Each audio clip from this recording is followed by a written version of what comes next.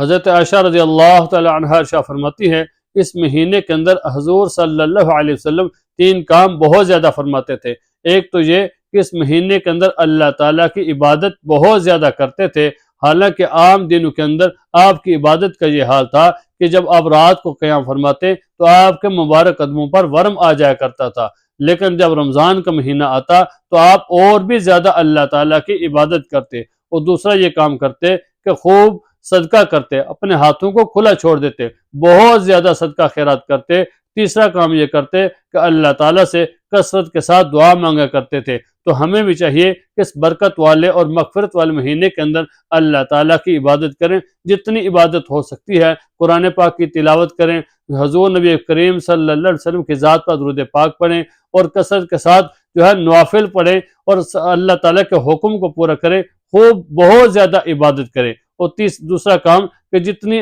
توفیق ہو اپنی توفیق کے مطابق صدقہ خیرات کریں۔ اور تیسرا کام کہ اللہ تعالیٰ سے دعا مانگیں، اپنے لیے بھی اور پوری امت مسلمہ کے لیے، اس مہینے کی برکت سے ان کے لیے بھی دعا مانگیں کہ اللہ تعالیٰ ہم سب کے گناہوں کو معاف فرمائے، جو ہماری ضرورتیں ہیں اللہ تعالیٰ ان کو پورا فرمائے، اور ہم سب کو اللہ تعالیٰ جنت کا مستحق بنائے۔ تو اس مہینے کے اندر اللہ تعالیٰ سے بہت زیادہ دعا مانگے۔ تو میری دعا ہے کہ اللہ تعالیٰ ہمیں اس مہینے کے اندر عبادت کرنے کی اور دعا کرنے کی توفیق عطا فرمائے۔